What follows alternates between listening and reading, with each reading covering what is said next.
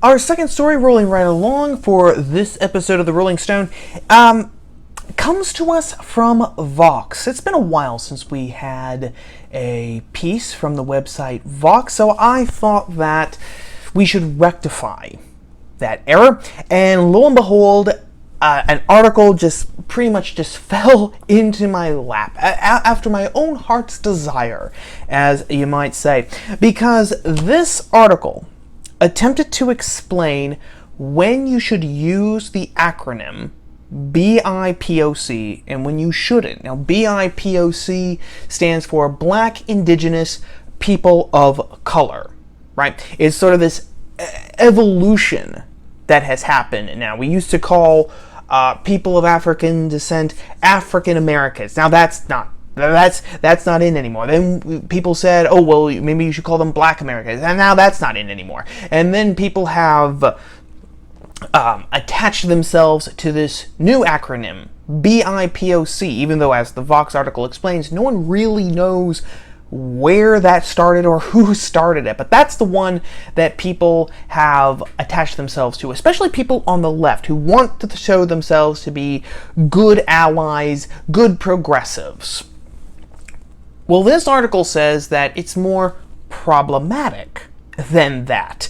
And they actually even brought in linguists to try to explain to us poor rubes the new rules of this new game. So one of the people that Vox interviewed is a person named DeAndre Miles Hercules. And I say person. I don't know if this individual is a man or a woman, because they seem to be a little bit confused on that issue. Their name, DeAndre Miles Hercules. His name. I'm going to say his name because when the sex of the object is unknown, you always use the masculine pronouns. That's how I was taught, because I am an antiquated dinosaur. And I'm going to stay an antiquated dinosaur until I die and become fossilized. Thank you very much. But DeAndre Miles Hercules, he does not write his name with any capital letters. Maybe he's a fan of E.E. Cummings, or at least I would think that he's a fan of E.E. Cummings, if I also did not notice throughout the Vox piece that Vox used they as his pronoun. When they used a pronoun in place of DeAndre Miles Hercules' name, they used they.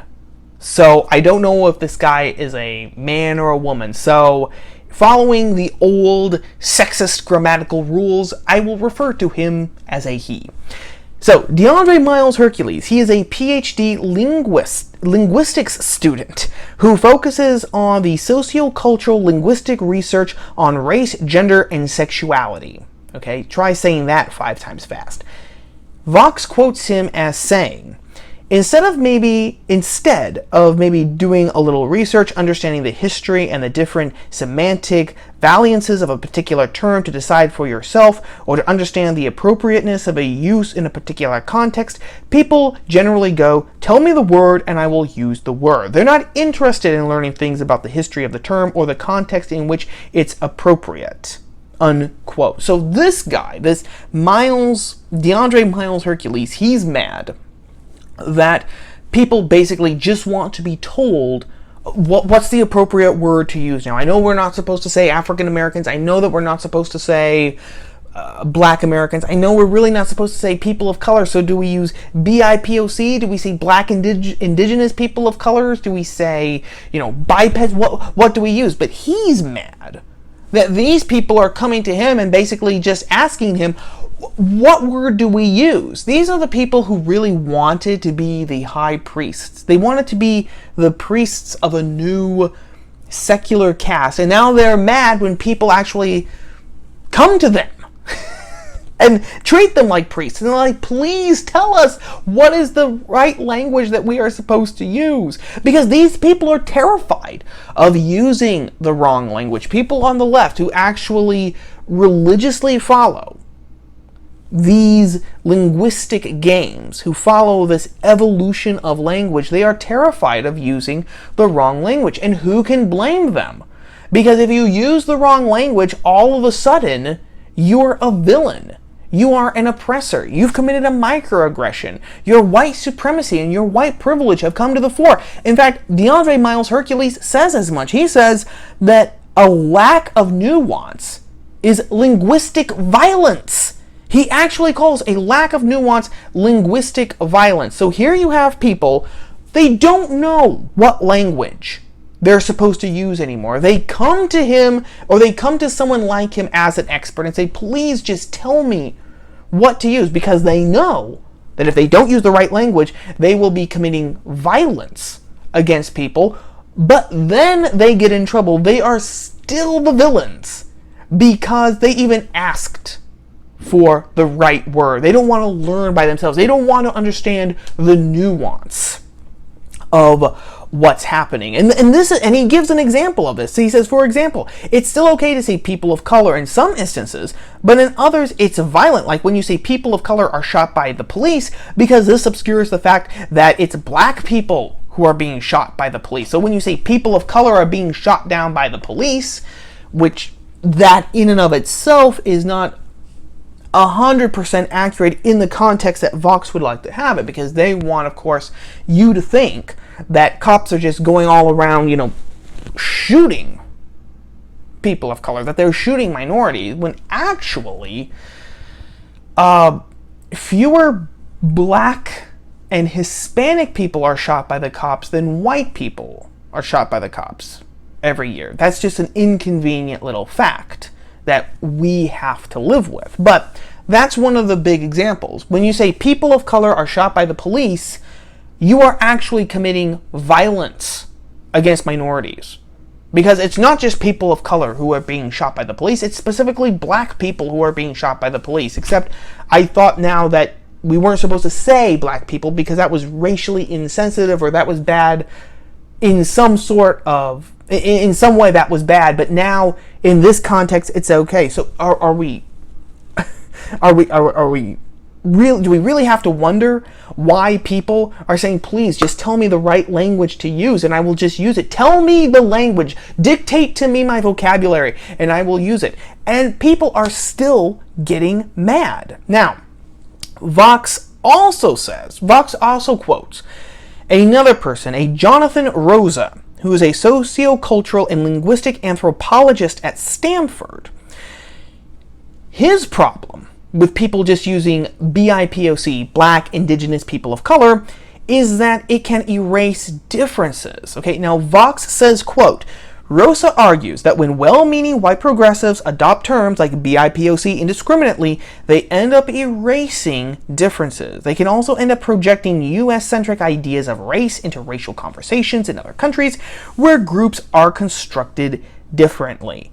Now, I thought that differences were bad. I thought that that's what the left had been saying now for many, many years, that we were not supposed to differentiate between people. In fact, the left will still argue that. We didn't talk about this last week. Or actually, no, my mistake. We did talk about this last week. But the whole now kerfuffle about the national anthem, where some people are saying now that the national anthem needs to be gotten rid of because it was written by that evil racist Francis Scott Key, and it should be replaced with something else like Imagine. Yeah, John Lennon's song. We should replace John Lennon's Imagine with we should replace the Star Spangled Banner with John Lennon's Imagine, because as one journalist and activist, a man by the name of Powell said, he was quoted in Yahoo News, he said, because, Imagine, it is the most pro-people song that you will ever have. When John Lennon wrote, imagine that there are no borders, imagine that there are no countries, he was scrubbing out every single difference that every single group and culture and nationality and people have.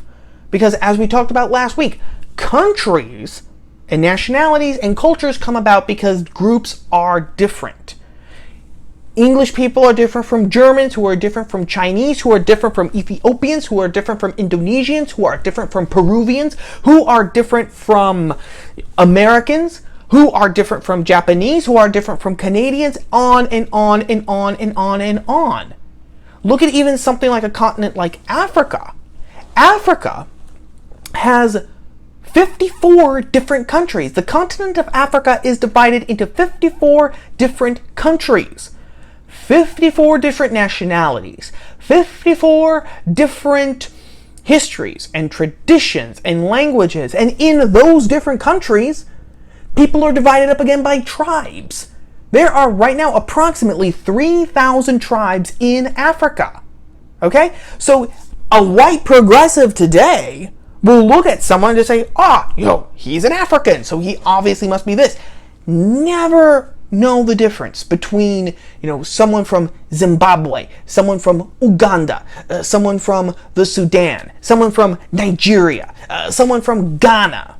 Because the left in general is not interested in understanding those differences. Imagine completely scrubs them out, because when you say that there are no borders, there are no nations, imagine a world with no nations, you were saying imagine a world with no differences, because only when there are no differences can the world be as one, as John Lennon said. So the left is still obsessed with this idea that there should be no differences across the entire world, and yet here now, differences are good. And in fact, erasing those differences is violence. You are committing a linguistic, microaggressive act of violence against people when you use a word that you think is now appropriate, that you think is now woke, BIPOC. You are actually hurting those people because you don't have the right nuance. Now that is a major contradiction. And I don't think that that contradiction is accidental. I think that it is absolutely deliberate. And what makes me think that is the last point of this Vox piece that I wanted to point out. DeAndre Miles Hercules is quoted again at the end of the piece, towards the end of the piece, I should say, when he says that, well, really, there is no one size fits all. Okay, one term is not going to fit everyone the same. One term isn't even going to fit everyone in one particular group the same. He says, quote, "What language do you need? Maybe it already exists and you need to do a little research. Maybe it doesn't exist and you need to create that." Okay, I will repeat that. What language do you need? Maybe it already exists and you need to do a little research. Maybe it doesn't exist and you need to create that. You need to create that language. He just gave away the ball game. Because that is the ultimate goal. Because think about it, gang. We've talked about language here before. Language is, as the philosopher Martin Heidegger said, that is it's the house of being. Okay, that's why we know what we're talking about. When I'm communicating to you through my videos, you know what I'm talking about because you understand the language and the concepts that are being carried by my language, because a little bit of the essence of the things that I'm talking about are carried with the language that I'm using. That's how we can communicate. Now, if someone simply says, the word to describe you or your group doesn't exist, therefore you should just go and create that word, what that creates is a linguistic hierarchy. Because now if you can create your own language, if you can create your own word, your own vocabulary, you are controlling the conversation. He says so himself, that renaming something, renaming someone, it's empowering. That's the end goal. They're not these ideologues, I have said it before and I will say it again, these ideologues are not interested in getting along. They're not interested in living in peace. They are not interested in justice. They are not interested in freedom. They are not interested in equality. What they are interested in is power. Because when you say that you can just create the language that you need, first of all, they're not saying that everyone should be able to create their own language. I very much suspect that only Black, Indigenous people of color who think the same way that they do, they're the only ones who will create this new language. When you say that people can do that, what you're saying is that these people are the ones who are going to be controlling society in two ways. First of all, because they are going to be dictating the vocabulary that the rest of us use. They are going to be saying, oh no, we're not that term, we're this term. So you have to use this vocabulary when you're speaking to us. Another group over here will be saying, you have to use this vocabulary when you speak to us. This group over here, no, you have to use these words and this vocabulary when you talk to us over here.